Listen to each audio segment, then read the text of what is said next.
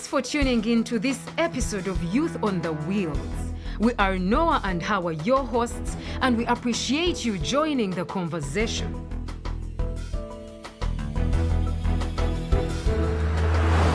You are most welcome to the 6th episode of Youth on the Wheels podcast.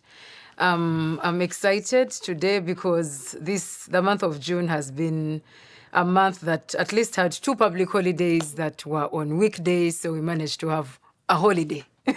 Like the holiday didn't land on a weekend. So we had Martyrs' Day on 3rd June and Heroes' Day on 9th June.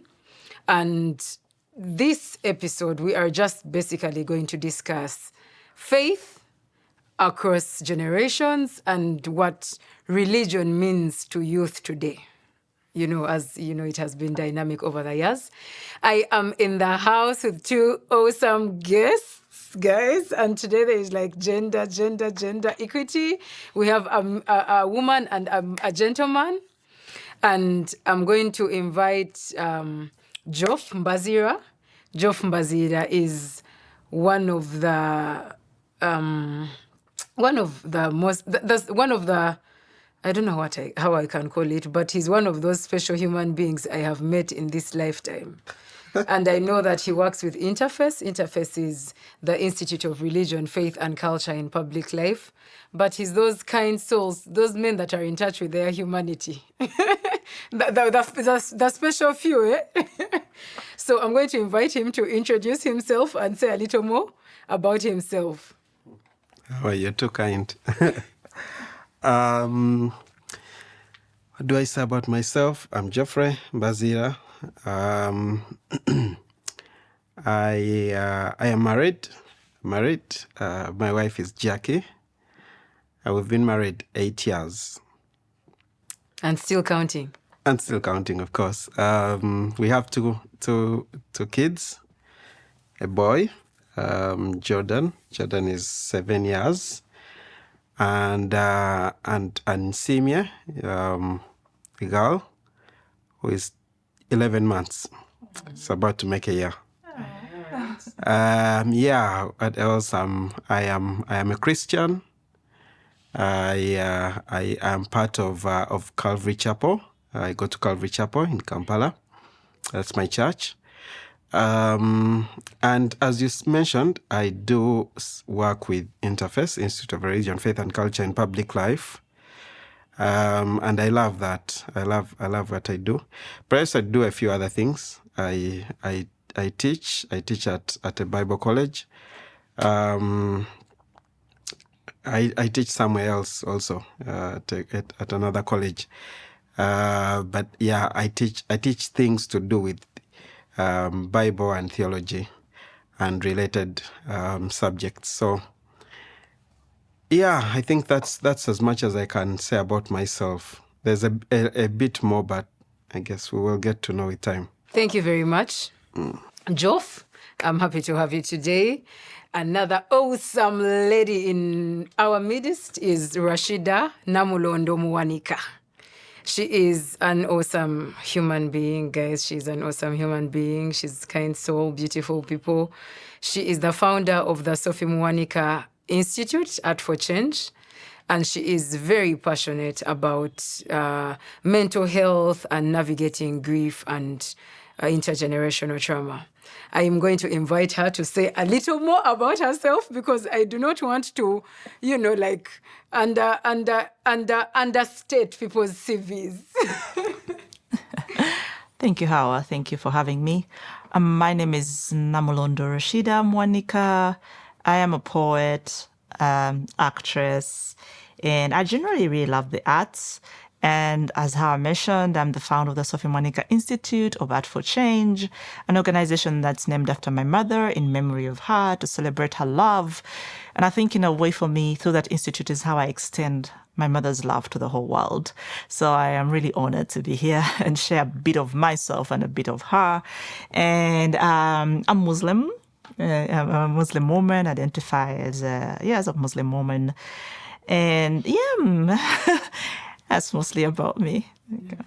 Thank you very much. So we have a Christian and a Muslim in the house, and we are going to be discussing faith and generations, religion and its meaning to the youth. And I am going to invite Geoffrey to tell us what does religion mean to you, and what role does religion play in your life? That's quite a complex question to answer. Because some people would like to make a distinction between like faith and religion, you know. In that instance, then faith would be, in my understanding, my convictions about God, you know, the convictions that shape my life, you know, my the way I live, and things of the sort about God and how He has revealed Himself, you know.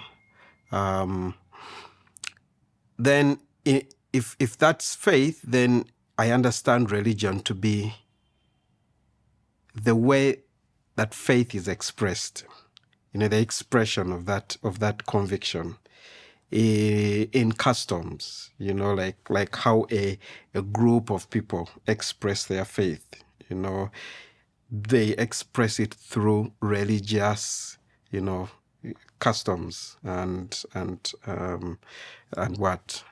things that they do. So how when I go to we congregate on Sunday, you know, and worship God on a particular day.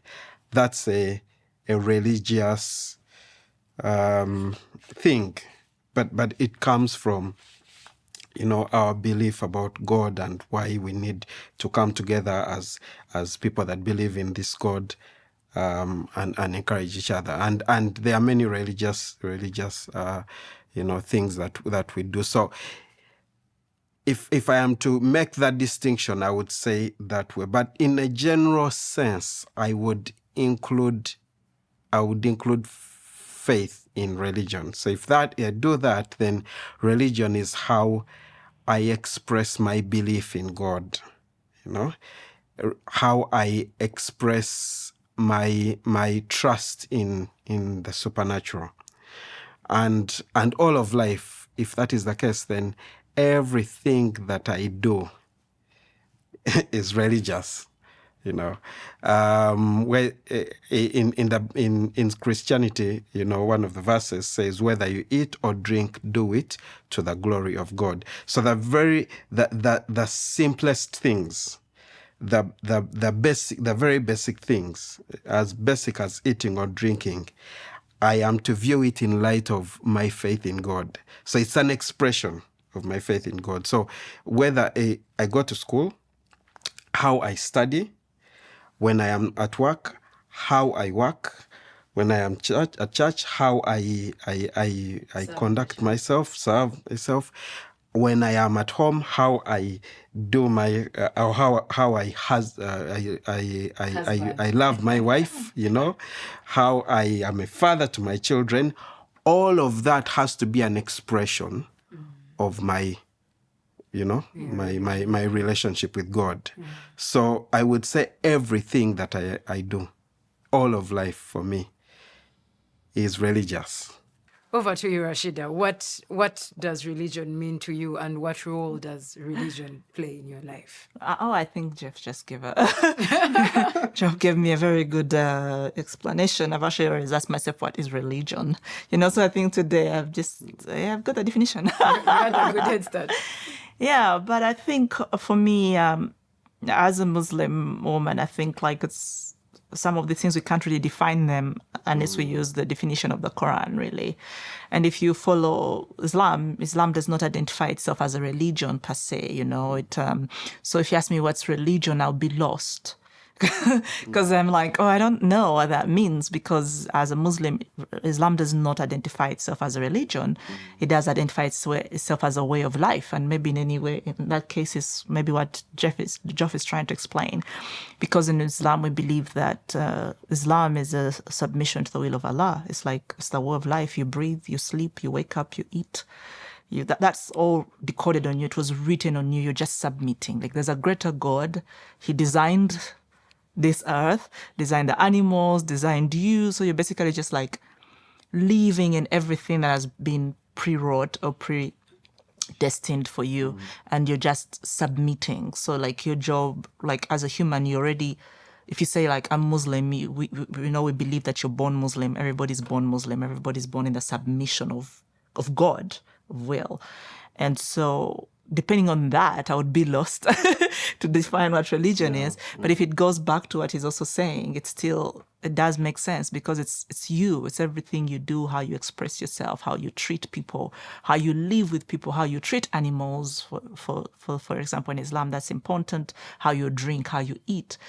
And I think as a Muslim woman, that's what I believe. It's just the way of life. So maybe I would say religion is a way of life of a particular, if you've decided to believe in a particular religion, it would be your way of life. When you both were introducing yourselves, you were intentional about in naming the faith you belong to or subscribe to, or and I'm just intrigued about where we are now as young people. Where does religion stand among youth today? Because when our parents are talking, or when we are talking to our grandparents and those that were lucky to meet their great-grandparents, there is a way they perceived faith. There is a way they perceived religion. And in our generation, as millennials, as Gen Z's, Generation Z's, there's been a transition. There's been a transition to where we place religion or spirituality. Our spiritual identity is not the same. So from your observations or your own experiences, as you interact with other people, live with other people, with all these diversities and differences, how are we navigating those differences, that spiritual identity? And for me, the challenge is that with time, and I guess it's something that is more Western. It's influenced by West. There has over time been a separation or a distinction between life and belief, like faith. So faith has its box, and so I can look at my religious life separate from from my other life. And as a result of that, therefore, it has become possible to say I can view life outside of my relationship with the Creator. Religion, faith has its compartment, and then other bits of life. Because of that, therefore, it's then become possible for younger people to look at this box and say, is it, ask questions, and maybe good questions. Is it worth believing in this God? Why should I believe in a God who does this, who acts this way, who gives me rules on how to live? Can't I be myself? Why should I listen to this God? Why should I even listen to this God when there's all these other gods? What makes and all those questions, which I think are good questions to consider. But I think it's also possible that societies before us did not think like that. Faith was life. It's like being born. It's like being born a Muganda. I don't say now I can be a Muganda. Now I can choose not to be a Muganda. Or I can jump out of my being a Muganda and look at it that way and question, why should I be? Why can't I be, Mnyakwale or Msoga?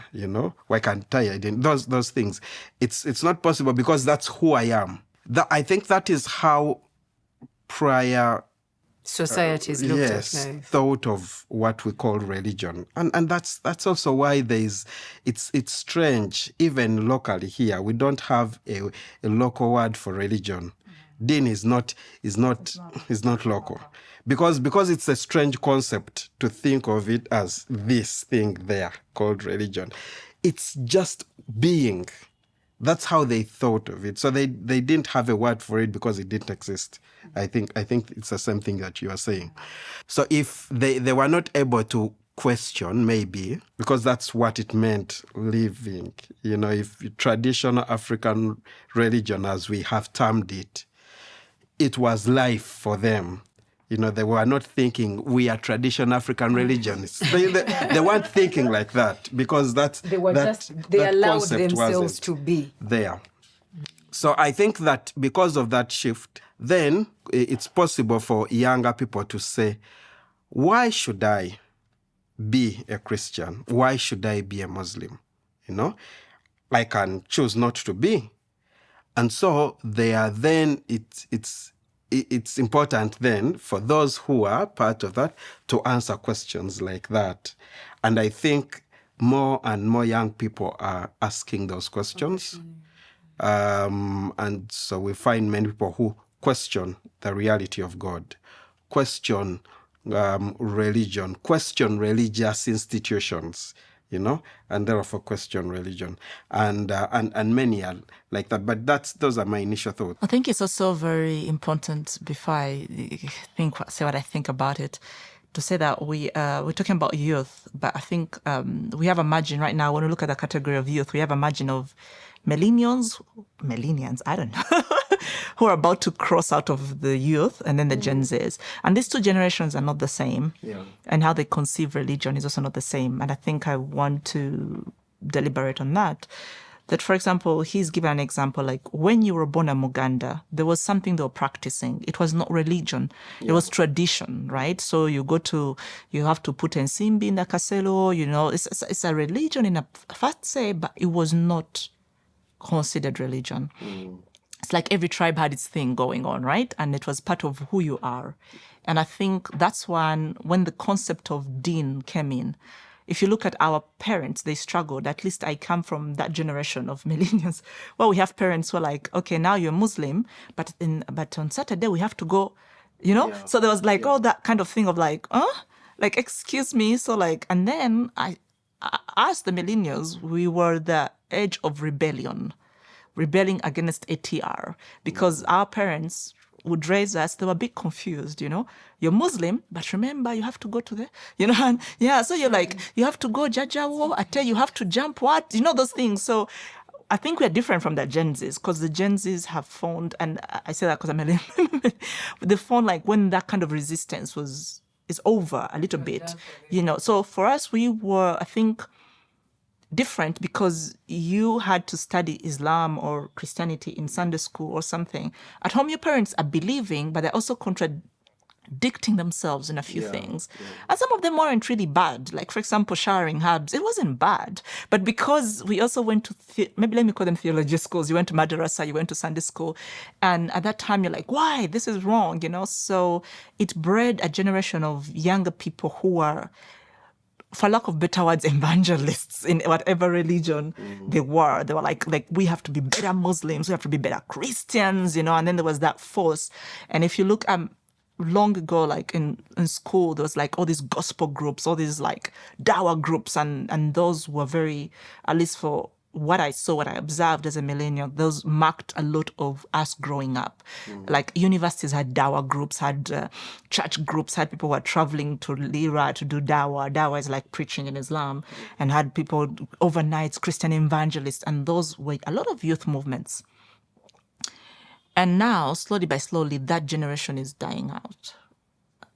And those were the millennials, right? That kind of, and now we're having a new generation of Gen Zs who now are, okay, we don't understand this because there's a lot of force, So I think it's also important to differentiate that we still have a group of those young people who are still in the movement of religion of we have to enforce this, we have to rebel against ATR, who, okay, are almost transitioning out of youthhood. And then we have these young ones who are what he's explained of, I don't understand that. So there's like a lot of gaps. But then if you really also look at it, another point that you'd look, those days, religion and values were not two separate things. So values of humility, humanity, Ubuntu, forgiveness were entangled with religion. So it was not only that go and pray. It was like, if you're a religious person, you're kind, you're nice, you help people out. And that's how people practiced religion. So by being kind and nice and humane, and you already felt that you belonged to whatever you subscribe to. You're a good Christian if you do this. You're a good Muslim if you do that. And because religion, at least when I was growing up, was preached that way in terms of valuehood, not exactly in terms of worship, but in terms of valuehood, special responsibility. What kind of Muslim are you if you don't go and give charity? What kind of Christian are you? I have a very unique position, and most people do not know this. I come from a family of both strong Christians and strong Muslims. How they coexisted, I do not know. But they do coexisted. And so I did grow up in the mosque and in the church at the same time. And that was as a child, I thank that for God, because I did get to serve as a Christian, I did get to serve as a Muslim. And a lot of those things were the same. You're a good Christian if you do this, you're a good Muslim if you do this. And so religion was about value, was about service, was about what you do. I don't know. Now there's a distinction. And religion has turned into a box, into a sort of like worship. Like, how do you worship? How do you pray? Those days, it was part and parcel. So you're a good human if you do this, but it's not exactly tied to religion. So then now, that's where the problem, it's not a problem, but that's where the interesting intersection comes from, because someone can say, I can still be a good human without subscribing, But that time it was impossible. It was like, oh my God, I've done that. She must be a Christian. She must be a Muslim. Those kind of things. Those values were embedded with religion. And now we have a very good intersection of also with individualism when it comes in, and a lot of people, just me and myself, and the community is gone. So then the place of religion is questioned, or maybe loses its place, because then people are, I don't need a community, man, I'm good. I can do it by myself. And I think in the end, religion brings a sense of community. Religion helps us build communities. And I'm not saying it's the only way that we can build communities, but it's one of the sectors, traditions, customary, even if it's not just religion, but these cultural traditions, all those things, they build community. And now as we move towards a lot of people being independent, staying in their houses, being able to access whatever they want at the doorstep, they're losing that need for community. So if they're losing the need for community, then they also do not see the value of the things that build community, which are usually traditions. Every community has its own traditions. They can be religious, they can be cultural. So I think that's where we are standing at that point, like a lot of individualism, a lot of like community fragmentation. And so young people do not see, they don't need integration. Yeah, they don't see the integration, because someone's like, I don't need church. I don't need the mosque. I don't, those are the communities we're remaining with, apart from our parents' communities. I don't need that. I'm good. I have my other friends elsewhere. So then that's where the issue, or a lot of these things are coming from. Yeah. Thank you very much, guys. We are breaking. We are going to stop here for a short break. And then when we come back, Rashida, when you were speaking, you kind of, a question emerged for me, and that is about really religious abuse. And after we come back from the break, that's where we shall start from. Thank you. Looking for high-quality audio production? Whether you're a podcaster, musician, or filmmaker, Molika Studios brings innovation, creativity, and originality to every project. From professional recording and mixing to top-tier sound design, we ensure clarity and impact in every sound. And now, we're expanding knowledge with Molika Audio School. Learn audio production, sound design, and music composition, all online, anytime, anywhere. Quality, authenticity, excellence. That's Molika Studios. Let's create something original. Visit www.molikastudios.com or contact +256 756 150 993 to book your session today. Molika Studios, illuminating sound. Welcome back from our short break. You are still with us on the Youth on the Wheels podcast, where we keep the wheels turning and the conversations flowing. I'm here with Geoffrey Mbazira and Rashida Namulondo Muwanika, and we are discussing faith and generations, or faith across generations. What does religion mean to young people or to the youth where we are today? When we went for a break, Rashida, you were the last speaker, and you had mentioned the dying integration of faith practices or religious practices and the values, social responsibility with humanity and humility and all that. We are separating them. The question that emerged for me was, what is causing this? Do you think young people are experiencing religious abuse, or what I would call spiritual abuse?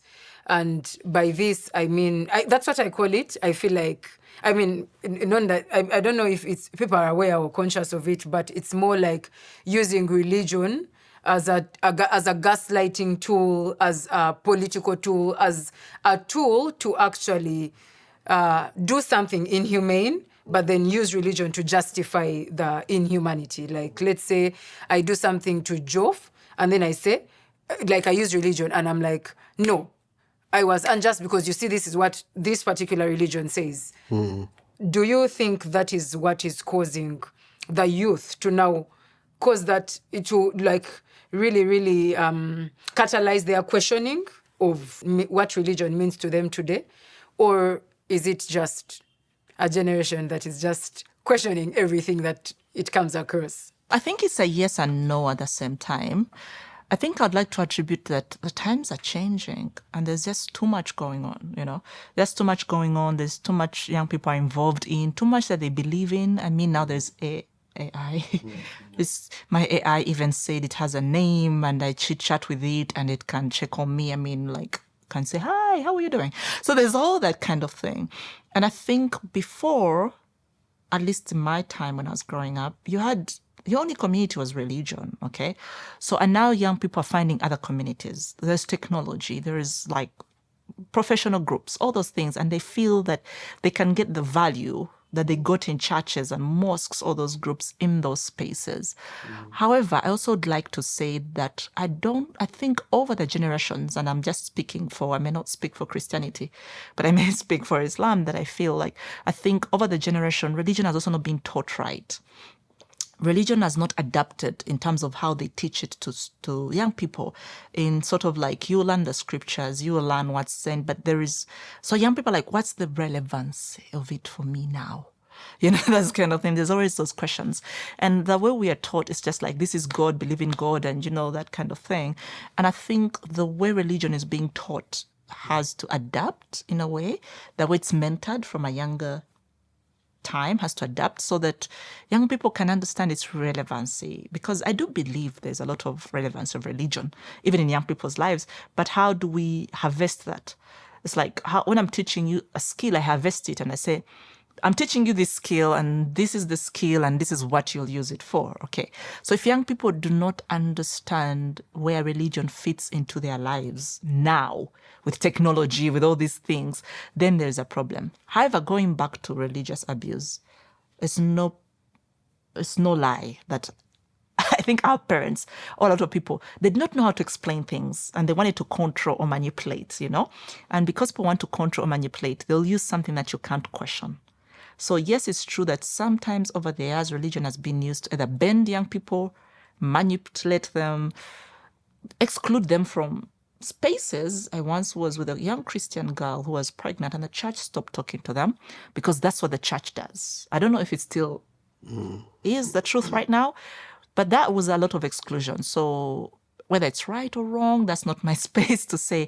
But if that young person then says, okay, I don't need you. And I think that's where the disconnect is, that we need, maybe as religious people or as people who, we need to find a balance between, we meet them where they are right now, the young people. I think I would say that. Yeah. I would agree with Rashida by and large. I think going back to that separation that talked about at the beginning. Yeah, I think there has always been abuse. In Christianity, we talk about, there is a doctrine of the fall, that human beings from the beginning, Genesis 3, when Adam and Eve ate, the forbidden fruit, have been corrupted. All of human beings have been corrupted as a result of, that initial sin. And that's what we call the fall, or the original sin. Original sin is not the first sin; it's the consequence of the first sin. So, because of that, if that is true, then human beings who man the religious institutions, who are in charge of institutions, are themselves, fallen human beings. They were corrupt. And so when we are part of church institutions, we are dealing with human beings who have their weaknesses and stuff. But the thing is, that I think that if we call it abuse or manipulation, I think that has always been the case. It's just that prior generations, again, did not think that I could question this. Yeah. I could walk away. I could, choose not to believe in your God. But that's different now. So because of that, then they can be able to point to, why are you treating me like that? The woman you talked about, I mean, prior to that, it made that sort of reaction would not have been there for our grandfathers or mothers, who are Christian. You know that this is sin, because the consequence. But now the child can question why is it sin? If it's sin, why are you treating me like this? Why is the church treating me like that? So there is that. Obviously, it doesn't help that the people who are our religious leaders, a lot of them manipulate their authority. They use their authority wrongly. Again, reference to the Bible. There is a certain verse, in the Bible that talks about not touching God's anointed, And that was said by David when Saul was hunting him down. He had the opportunity to kill King Saul because Saul had been wanting to kill him. And he refused. And he says, you do not touch the anointed one of God. Now, that has been used by so many in pastoral positions to say, if I do something, you have no right to say, yes, you don't say anything. You don't question what I'm doing. When you question, you are touching the anointed of God, and there are consequences. And there are some consequences we find in the Bible where people questioned, like Moses, and they got leprosy, because of questioning Moses and his ways and things like that. So they use those. Some died because of questioning Moses' authority. God killed them and stuff. So that can be used if someone lands on a verse like that or an incident like that, and they have their motives. They can use that to hold congregations captive. And a lot of people are in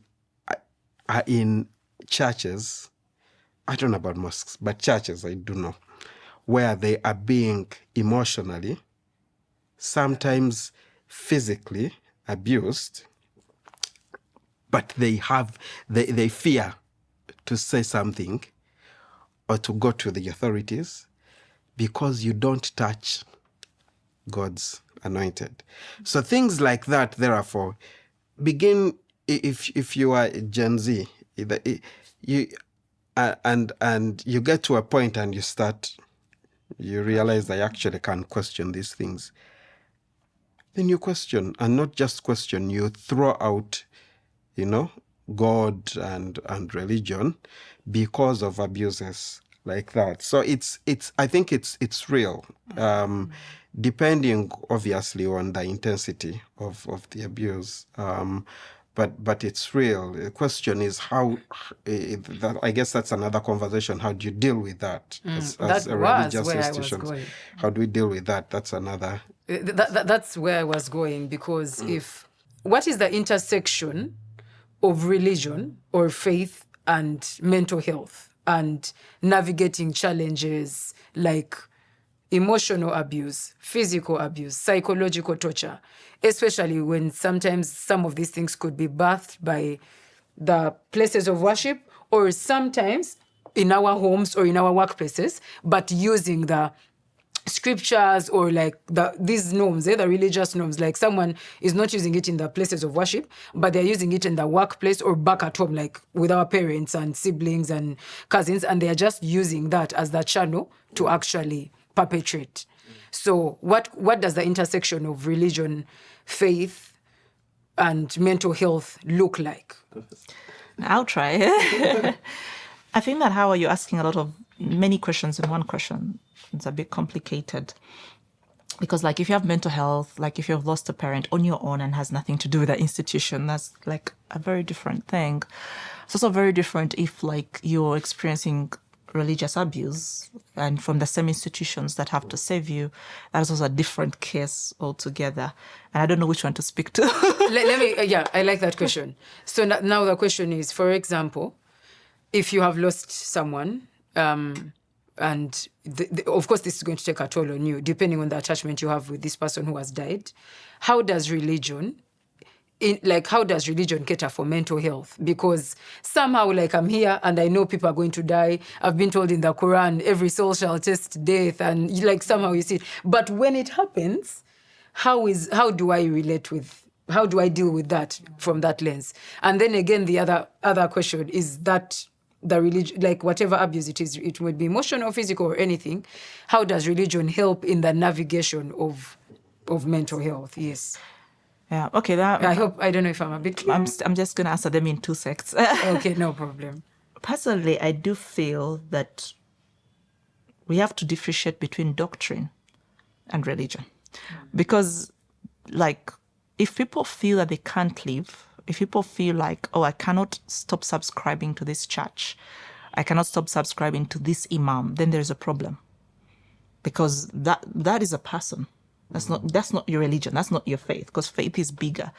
And I think that's a big difference. So I do feel that, and again, this is like asking somebody who's experiencing abuse, like, how do they live? That's a very complicated, like if someone has this domestic violence, it's the same thing. You can be like, up and leave, there's just so many other factors in it. So I wouldn't have an answer to that, really. But I think for me, from a very young age, let's talk clearly. Religion, people have abused religion, east, west, parents, teachers. Everyone is just using religion to manipulate you, to break you, to control you, right? And I think from a younger stage, the gift that I gave myself is to read. Like, I've read the Bible. I've actually done Bible study and completed it. And I am reading the Quran. And I'm primarily Muslim, but for some reason, I don't know, I was exposed to Christianity more than Islam. And I'm now in the process of reading the Quran and trying to finish it. And we will always have issues with our religion, even when you just read it from the Bible, even when you read it from the Quran, because of the situation that we are in, there is going to be things that are challenging you. Because you look in the Quran, for example, and you look out, let's say a problem of women, in the Quran is a different context. I look out in the world and how we're treating women, it's not matching the Quran. I know what's in the Quran, but it's not what is being practiced. So then I'm caged, I am suffocated as a woman on the streets. It does not matter if the Quran gives me that freedom. It does not matter if whatever the Quran says, if the people who are practicing it are not doing it and are being suffocated. But I think we just need to build urgency. of people to know how to live. Because some people are stuck in spaces because they need support, because they don't know where to go. You get that kind of thing. But under Babatia, how do I leave the church? I've been serving. How do I leave the mosque? I've been serving. So the issue of abusive religious institutions could be bigger than even what I can contemplate. I just would say we need support. People need to know that it's okay to leave. It's okay to go to other churches. It's okay to go to another imam. That is bigger, but seek support. Understand the scripture for yourself. Understand the book for yourself. I would say that. But when we come to mental health on a whole and religion, I have two takes, and I'm going to give one as a Muslim person and one as a Rashida. I need to separate. I do strongly believe that religion, if you believe in it and if you have the enabling environment, is one of the strongest tools to help you overcome. I talk from experience. Because sometimes things are beyond you. And if you do not believe that there is somebody up there who has got you, you're lost. Like if you're operating on a law of emotion, like if I push, it moves. Tangible solutions. Sometimes there's no tangible solution. Because like, okay, somebody died. What are you going to do? Like, are you going to protest? They're not going to come back. Like, no matter how many There's times... no policy reform. Yeah, there's no policy reform. There's no like, I'm going to march down the streets. I'm going to protest it. Like, the person has died. You have to process this. Now, religion is one of the things that makes me process it. And I believe it. I believe when someone says you're going to reunite with this person, that gives me some hope. And I can live with that. However, it's not the only tool. And I think this is where the problem comes. Like, there are times when you need to ask for help. And that's very important to distinguish. Religion is really, for me, speaking from a point of view, a very, very grounding tool to know that I'm not alone. Like, I am here. I don't want to believe in the word that there is a greater reason why this happened, but there is a greater purpose, or to just accept. I think religion has taught me to accept. Like when my mom died, I had to accept, like, that was her destination. That was her time, that kind of thing. But the problem is sometimes you need more help. And that's when people need to learn that it's okay to ask help. It's okay to go to a therapist. It's okay to even drive up to Butabika and say, like, I'm not fine. Like, roll me up. And I think that's why we have to differentiate between doctrine and religion. Because some people will be like, you went to a therapist, you don't believe in God. No. Like, the same God who created a therapist, he created a therapist for a reason, so that you could go to the therapist. You could go to the imam, but if you don't trust him, if you don't trust your pastor, if you don't trust them, then you can seek for other help. And I think that's where, for me, I say that religion is an anchoring. It does help, from my experience. But there are also other tools. And you should use those tools. Like, they should not bury you. Some people should not feel like, if I'm going to a therapist, I'm not Muslim enough, or I'm not Christian enough. No. And I think that's what is strong. That yes, it is helpful, but you can also seek for help. It's very important to know that. Yeah. I like what Rashida has said. And the challenge also is that there is many shades of Christianity.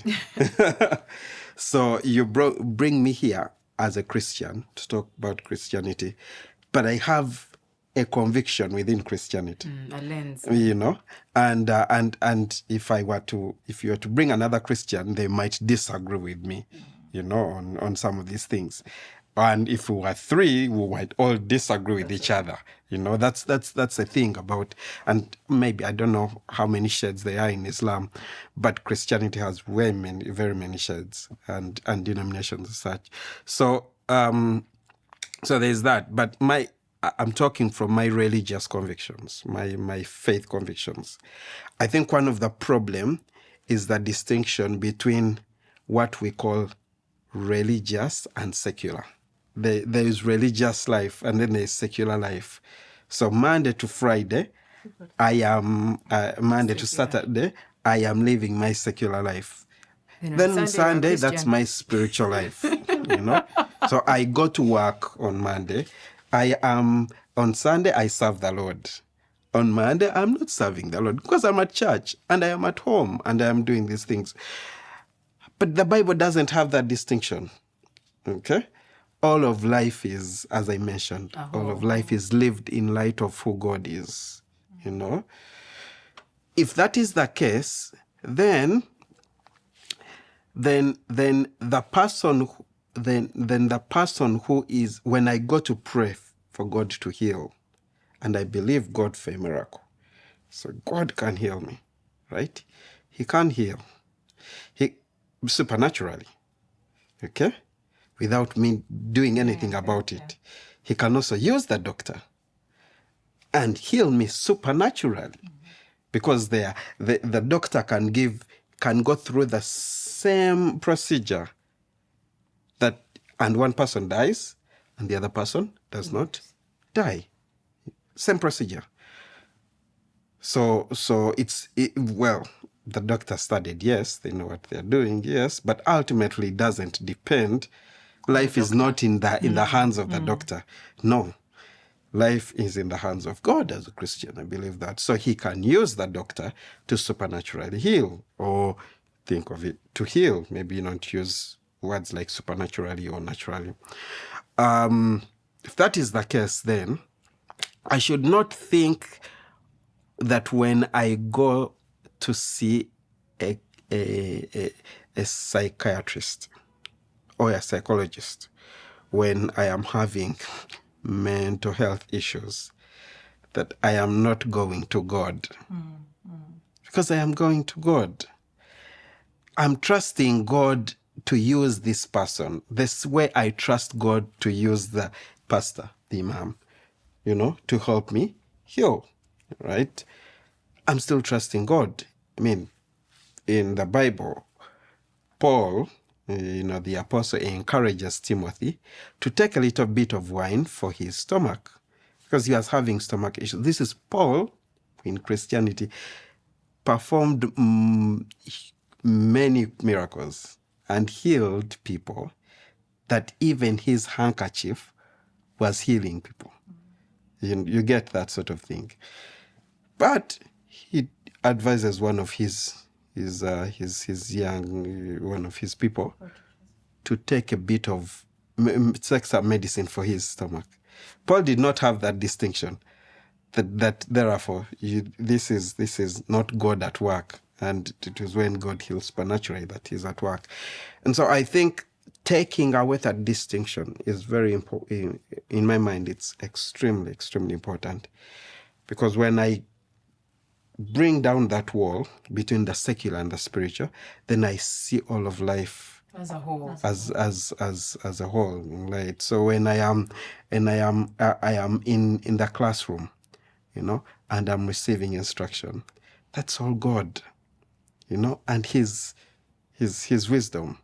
It's not only God's wisdom when I am reading the Bible, and I am and I am listening to the pastor. When I am before the teacher and I am learning whatever discipline I am learning, that's all. Because all wisdom comes from God. At least that's what I believe. So then I would not have a problem. It's good to pray. And as I pray, I trust God that He can intervene. He sometimes intervenes without what we call natural means. Sometimes He intervenes through natural means. All of that, I think, is good. So I can pray, and I can go to the doctor. You can do both. And I think, yes, Rashida. Actually, he summed up what I was trying to say, which is, thank you for summing it up. Putting it up in words. Because, and for me, when I keep saying, yes, you can believe your way to wellness, it goes into all those things that he says. Because, and why I keep saying, believe in God, pray to God, go to the therapist, it's because there is a new, when you're, there's just another generation of people who who don't believe in even seeking like medical help. And they say like, okay, if you've prayed to God, then why are you seeking medical help? And I think for me in my mental health work and awareness and advocation, I keep saying like, believe. If you believe in God, because we also have to make a distinction. There are people out there who don't believe in God. Yeah. If you believe in God or believe in whatever thing that you believe in, I'd like to say believe in God because I believe in God. Because the power of belief gives you a different gift with things that you don't understand, with things of mental health. I have an experience, and sorry to take you back. No, one day I was how about you know this story? I've been abroad and I was studying for a very long time, and I like my mental health was all over the place.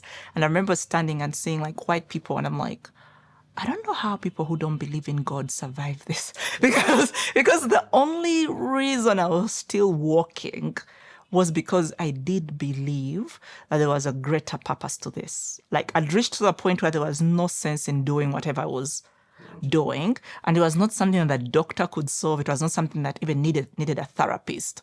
It was something that if I didn't have belief, that was it. And in that moment, I stood at the bus park and I looked at a lot of people, and I'm like, if I didn't believe in God, I wouldn't be here. Like I would have already trickled down into like, I don't know, dismiss or I don't know, like extinction. But there was that belief of like, there is a purpose, there is a purpose, there's a purpose. But that's also important because, Geoff, you said something important, that praying and going to the therapist and going to the doctor and talking to a friend is also part of belief. Yeah. Because sometimes as believers, or when we go to our communities, and then there is this thing of like, okay, in Islam we say tie your camel, which is like pray to God, but do your work, do your part. Like pray to God, believe in God, but if you're dealing with grief, it's not going to go miraculously. It can, but you need to talk about it. You need to exercise. You need, it can go miraculously. And however, now there's also some like divine things that happen that can just happen. So the whole thing is like, yes, you can fast your way through mental health. And also seeking help is part of belief. I think that's sort of the whole thing. Okay, thank you very much, Geoff and Rashida. We are coming to the end of our podcast. I just want to request you to just give us your 3 things that you leave with us today, or to the people listening to us today, as we discuss what religion means to young people or to youth today, and faith across how it has, been dynamic or dynamized across the generations. What are the 3 things you leave with us today? And we call this a day. 3 things. I think one is part of what she has hinted on.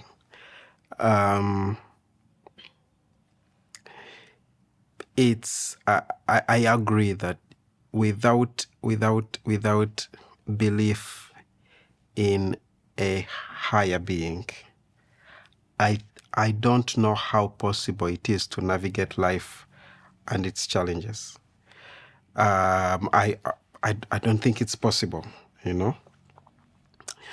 And so as a Christian, and I believe this with my whole heart, that God, as a sovereign God, has mapped out all of my life from beginning to the end, with its good and its challenges. And because he is a good God, perfect being, even those things that are tough, challenges of life, as the Bible says, are working for good to those that love him and are called according to his purpose. That knowing that changes the way you relate with tough situations of life. It's possible to look at 2 people that have lost a loved one, and one is so full of hope and the other one is full of despair. 2 people that have lost loved ones. One is despairing. one is so full of hope, even in that grief, you know. But what brings that? It's the reality that there is a higher being. That higher being, for example, that has promised a life after this life. As Paul would say, I can grieve like one who has hope. And so I think believing in God is an extremely important thing. If for no other reason, just giving me the best way to navigate through life and its challenges. I'll leave it at that. Thank you. So I could literally echo his words, and I'm echoing his words because I personally chose to be Muslim. And that's the thing. It's like some people don't get to choose to believe because you're born in that religion, but I chose to be Muslim. And I feel like for me, really, like you have to be grounded. And I think whatever grounds you, that's it. But for me, I believe that belief in God, Allah we call it, is something that has grounded me for years, that has given me hope. And I think my last word is, I really like to look, if I'm looking at it pragmatically, I like to look at religion as a tool and as knowledge, And as you would go and find out all the technology, the latest technology, and run it and make it and use it for yourself, we really at this point would believe in technology. All of us believe that technology can kind of save us, right? And so it's that give yourself time to learn about religion. There is no excuse. Read the Bible, read the Quran, that kind of thing, and find tools that work for you, because belief is a way of life, it's everything, but I also call it a tool because tools enable you, to do something. So, and I feel that religion, in its entirety, there's nothing good or bad. Everything has its disadvantages, institutions, government, everything. But look at it for better if you're Gen Z or a millennial. Just look at it as I want to learn more about this tool and how do I make use of it in my life now. So basically, just try to make meaning of it for yourself and give yourself that chance to understand the tool, because it's one of the strongest tools that has been given to us from the beginning, because there's so many religions, but again, if you look at it, it's around belief, it's around belief in something. And I think that is, without that tool, we can't operate as human beings. So it's just navigate that tool for yourself, learn it for yourself, and then choose it, because everything in this world centers around belief, whatever you choose to believe in. And so I think it does have its place in our life, a bigger place, a bigger impact in our lives. And it's an opportunity to have at least something, a tool that can help you navigate challenges. And I think that's what would be my last word. And say it's important to be grounded, and religion gives you that. Yeah. Thank you very much. Thank you, Rashida and Geoff, for honoring our invite to this podcast. And to everybody listening out there, thank you for tuning in to the 6th episode. We look forward to having you on our 7th episode. Kindly share whatever topic you would want to be discussed on this podcast in our comment section. You can also share your thoughts, your opinions, your experiences about the topic in the comment section. And until next time, kindly keep tuned to Youth on the Wheels, where we keep our conversations flowing and the wheels turning. Until next time. If you liked what you heard, subscribe to our podcast, share with a friend, and follow us on social media to stay updated on new episodes and behind-the-scenes insights. Until next time, keep the wheels turning and the conversations flowing.